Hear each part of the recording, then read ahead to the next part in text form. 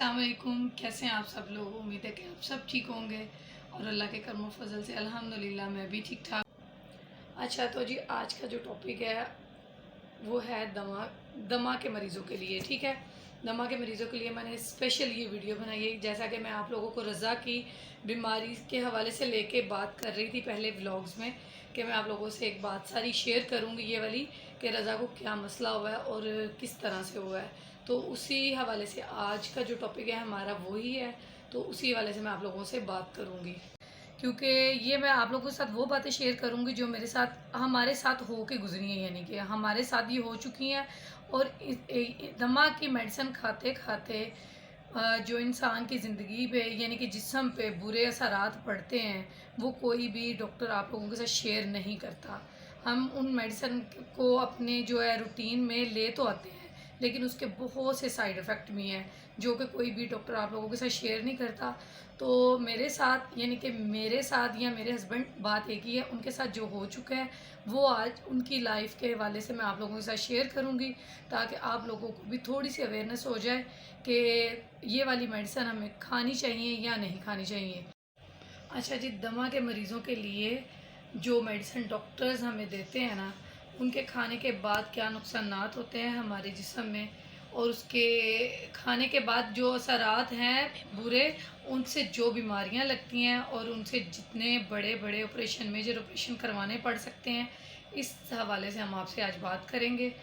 तो किसी भी सुनी सुनाई बात पे आप लोगों के साथ वो शेयर नहीं करूँगी, बात वही है जो हमारे साथ हो चुकी है। 3 साल के अरसे में हम कहाँ से कहाँ तक आ गए, ये मैं आप लोगों के साथ शेयर करूँगी। तो इसके दमा की मेडिसिन यूज़ करते करते हम लोग किस मुकाम से किस मुकाम पर आ गए हैं कि एक चलता फिरता इंसान अच्छा खासा अपने पैरों पे जवान है, चल रहा है, तो वो व्हील चेयर पर या बिल्कुल ही डेड होके बैठ जाए। तो ये बहुत ही हमारे लिए एक ना डरावने ख्वाब की तरह था। लेकिन हम लोगों ने इसका डट के मुकाबला किया अल्लाह के भरोसे पे, कि अल्लाह ताला जिसने शिफ़ा दी थी उसी ने बीमारी दिया, और इंशाअल्लाह ताला आगे भी चल के वही हमें शिफ़ा देगा। और उसी के भरोसे पे हम लोग चल रहे हैं, और अवेयरनेस मिलेगी मेरी इन बातों से कि कौन सी मेडिसिन यूज़ करनी है और कौन सी नहीं करनी। इसमें जो मेडिसिन होती हैं हम लोगों को नहीं पता कि डॉक्टर्स हमें क्या क्या दे रहे हैं, लेकिन इसमें जो 3 सालों के बाद मुझे पता चला, 3 साल के बाद मुझे पता चला कि डॉक्टर्स ने हमें जी स्टीराइज मेडिसिन के नाम की भी कुछ चीज़ होती है, स्टीराइज मेडिसिन वो देते हैं। तो उससे क्या साइड इफ़ेक्ट होते हैं वो आप लोगों के साथ शेयर करूँगी। और इंसान उस मेडिसिन को यूज़ करता है अपने फ़ायदे के लिए, डॉक्टर्स यूज़ करवाते हैं कि इनको दमे का आराम आ जाएगा, लेकिन बॉडी में वो जो जितने जितने ख़तरनाक असरात छोड़ते हैं ना, वो नहीं बताते कि इनके साथ होगा क्या बाद में, वो मैं आप लोगों के साथ शेयर करती हूँ। अच्छा जी, अब चलते हैं मेन टॉपिक की तरफ। कहाँ से शुरू हुआ और कहाँ पे ख़त्म हो रहा है, ये सारा मामला आप लोगों के साथ शेयर करती हूँ। कि 3 साल से शुरू करूँगी, पीछे जाऊँगी कि हमारे साथ क्या हुआ है, ठीक है। जो मेरे हस्बैंड हैं रज़ा, उनके साथ प्रॉब्लम जो थी, गले में ख़राश थी, ठीक है। गले में ख़राश को हम लोग खांसी का नाम देते रहे कि मौसमी, या फिर वो कह सकते हैं एलर्जी कह सकते हैं कि ख़राश है। घर के देश की टोट के भी बड़े किए, सब कुछ किया, लेकिन फिर वो सऊदीया थे, तो सऊदीया में जाके उनको कुछ ज़्यादा ही उनके साथ प्रॉब्लम हो गई, तो उन्होंने वहाँ से फिर मेडिसिन लेना शुरू कर दी। तो जब वहाँ से मेडिसिन वो ले रहे थे मसलसल 2 साल से, तो मसलसल डॉक्टर्स उनको एक मेडिसिन से आराम नहीं आ रहा, दूसरी दे रहे थे, दूसरी से आराम नहीं आ रहा, तीसरी दे रहे थे। अगर उनसे आराम नहीं आया, उन्होंने मज़ीद किसी और डॉक्टर के पास रिकमेंड कर दिया, वो आगे से आगे चलते गए कि बड़े हॉस्पिटल चले जाएँ। लेकिन ऐसा एक वक़्त आया कि उनको पे कोविड अटैक हो गया, जबकि जब वो कोविड का कहते हैं टेस्ट करवाते थे तो नेगेटिव आता था, लेकिन सिम्टम्स सारे जो थे कोविड के थे। डॉक्टर्स ने वहाँ पे रज़ा का ऑक्सीजन लेवल तक कम हो गया। रज़ा के साथ बहुत ज़्यादा इतनी बुरी हालत हो गई कि वो बिस्तर पे आ गए कि उठ के पानी भी नहीं थे पी सकते। इस तरह उस खांसी का बुरा असर हुआ, और मेडिसिन खा खा के 2 सालों से बुरा हाल था। फिर हम लोगों ने डिसीजन लिया कि आपको पाकिस्तान बुला लेते हैं। पाकिस्तान बुलाया, जब पाकिस्तान आए तो फिर हम लोगों ने इधर से ट्रीटमेंट उनका स्टार्ट किया। जब हम लोग इधर गए तो इधर से फिर डॉक्टर्स ने कहा जी आप पे कोविड ही अटैक हुआ है, जबकि वो नेगेटिव आ रहा है। इसके बावजूद जब कोरोना अरूजों पे था तो फिर सब उसको ना कह रहे थे कि ये जी कोविड पेशेंट है। उनके फिर जैसे जैसे मैं उनके साथ साथ रही हूँ, एक एक लम्हा, एक एक पल के साथ डॉक्टर्स के पास खुद लेके जा रही हूँ। सारे काम मैंने अपनी यानी कि निगरानी में ख़ुद मैंने किए हैं भी हैं, करवाए भी हैं। तो डॉक्टर्स उनके टेस्ट चल रहे हैं, ब्लड टेस्ट हो रहे हैं, उनका एमआरआई हो रहा है, उनका सीटी स्कैन हो रहा है, क्या कुछ नहीं करवाया हम लोगों ने। एक्सरे हो रहे हैं उनके, अल्ट्रासाउंड हो रहे हैं, लेकिन किसी भी जगह पे कोई टेस्ट जो होता है ना नेगेटिव नहीं था आ रहा, हर चीज़ क्लियर हो रही थी। तो समझ नहीं थी आ रही फिर डॉक्टर ने कहा जी आपको अस्थमा का प्रॉब्लम है। हम जब पाकिस्तान बुला लिया तो ये पाकिस्तान वाले डॉक्टर ने हमें बोला कि जी इनको अस्थमा का प्रॉब्लम है। हम मान गए कि जी ठीक है। मैंने उनसे कहा कि ये सऊदीया में 2 सालों से ना मेडिसिन यूज़ कर रहे हैं, हम साथ लेके आए हैं ये पूरे के पूरे जो शॉपर के शॉपर भर के पर्चे भी हमारे पास हैं उनके कि क्या वो दे रहे थे क्या नहीं। लेकिन उन्होंने बोला जी उनकी ज़रूरत नहीं है, अब मेरे वाली वो मेडिसिन को छोड़ दें, उनको छोड़ दें, एक तरफ रख दें। उन्होंने देखना भी गवारा नहीं किया कि पेशेंट इतना सीरियस हालत में है कि उससे सांस लेना भी मुश्किल है, तो हम देखें कि वो मेडिसिन दे क्या रहे थे। उसने कहा ये एक साइड पे करें, मेरे वाली मेडिसिन खाएं जी। हमने कहा चलें ठीक है। लेकिन उनकी मेडिसिन यूज़ की, 1 हफ़्ता खाई, थोड़ा फ़र्क पड़ा, 2 हफ़्ते का ही फ़र्क पड़ा। लेकिन रज़ा के साथ मामला ये होता है कि जैसे ही मेडिसिन को इस्तेमाल में लेके आते हैं ना तो उसका असर ख़त्म हो जाता है। वो जैसे जैसे इस्तेमाल की है, तकरीबन पाकिस्तान में भी 6 माह उन्होंने ट्रीटमेंट अपना करवाया, तो रज़ा को यानी ख़त्म नहीं था हो रहा। और उसी दौरान 6 माह में डॉक्टर स्टीराइज मेडिसिन दे रहे थे, जिसकी जो निशानी हमें अब बताई जाती है, दूसरे डॉक्टर्स के पास गए हैं तो उन्होंने ये बताया कि जो मेडिसिन वो वाली होती है ना कि जी 4 होती है मेडिसिन, एक टाइम में आपने 4 टैबलेट खानी है, एक दिन बाद आपने 3 कर देनी है, तो तीसरे दिन आपने 2 कर देनी है, इस तरह ये उसकी उन्होंने हमें निशानी बताई। हमने कहा जी ये तो है, हम यूज़ कर रहे हैं। मेरे और मेरे हस्बैंड के कि वो क्या कहते हैं ना जाने बला, उनको हम दोनों को नहीं था पता स्टीराइड मेडिसिन क्या होती हैं, ठीक है।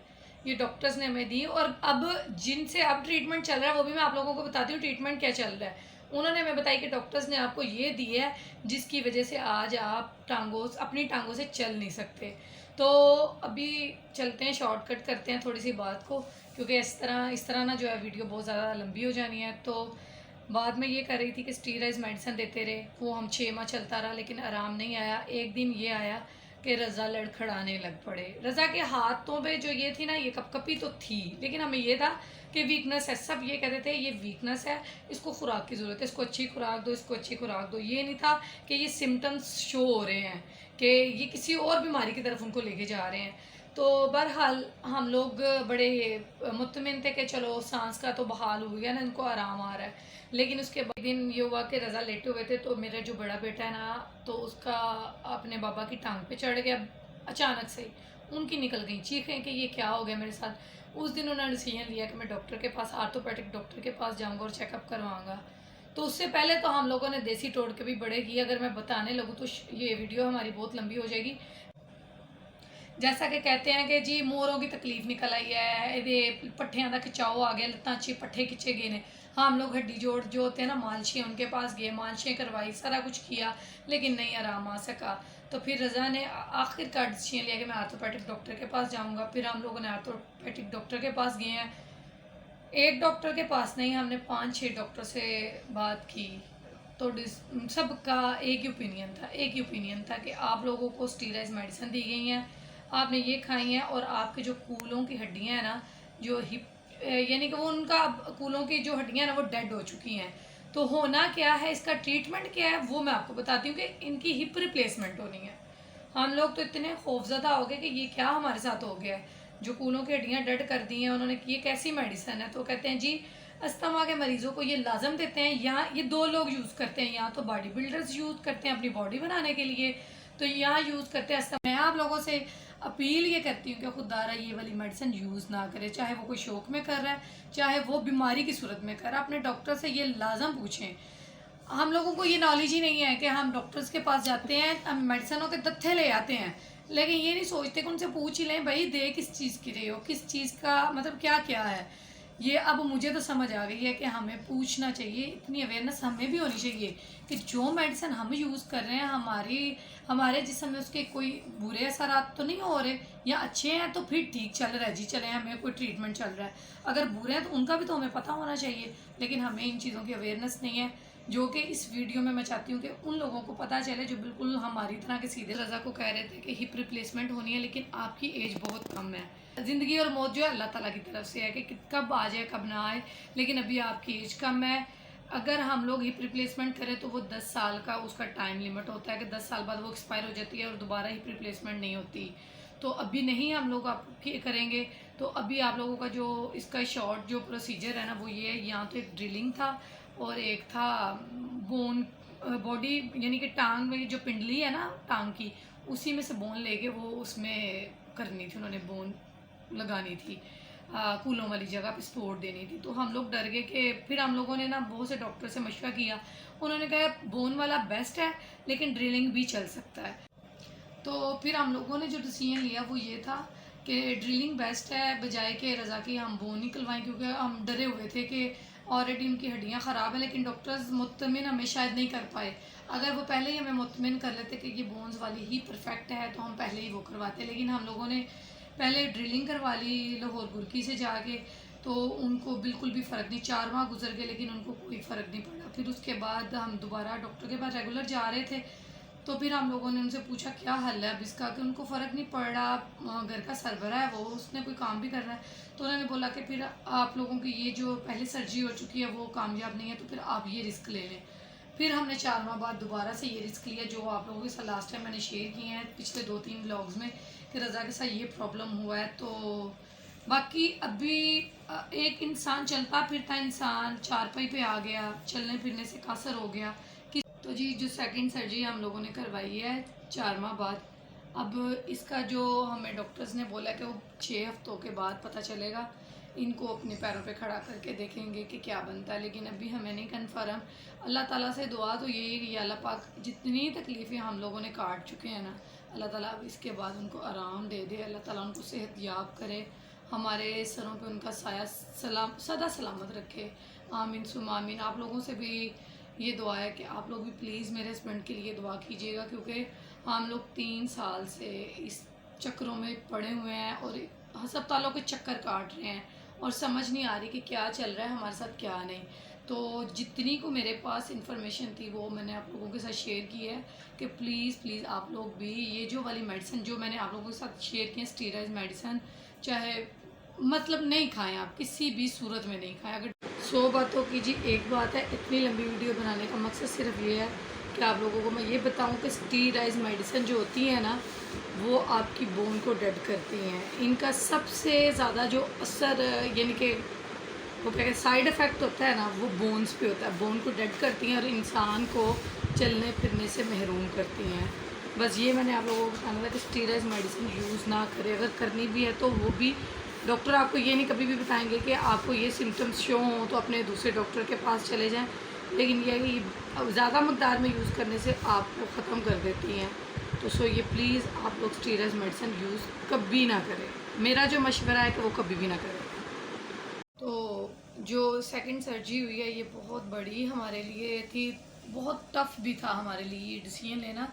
आप लोगों को मैं बताऊं कि इनको टोटल 3 जगह से ऑपरेशन हुआ है, 3 जगह से, और 42 जो हैं उनको स्टिचेस लगे हैं। और मैं आप लोगों को यहाँ पे उनकी पिक्स भी जो साथ है अटैच कर दूँगी कि देखें किस कदर खौफनाक है ना ये चीज़ें। तो हम लोगों ने बड़ी हिम्मत की है और हम हिम्मत हमें अल्लाह ताला ने दी है। तो आप लोग प्लीज़ इन चीज़ों से बच के रहें, इस तरह की मेडिसिन यूज़ ना करें। और बात यही है बस। अब एंड में मैं आप लोगों से इजाज़त चाहूँगी, आप लोग भी मुझे दुआओं में प्लीज़ याद रखिएगा, मेरे हस्बैंड के लिए भी दुआ कीजिएगा, मेरी फैमिली के लिए भी दुआ कीजिएगा, और आप लोगों की सपोर्ट की मुझे बहुत ज़रूरत है। प्लीज़ मेरे चैनल को सब्सक्राइब करें, जो लोग भी मुझे देख रहे हैं लाइक करें, शेयर करें। Thank you so much. मिलेंगे फिर नेक्स्ट किसी व्लॉग में। ये आप लोगों के लिए मैंने वीडियो ख़ास तौर पे बनाई है, इसको प्लीज़ ज़्यादा से ज़्यादा शेयर करें। Thank you. अल्लाह हाफिज़।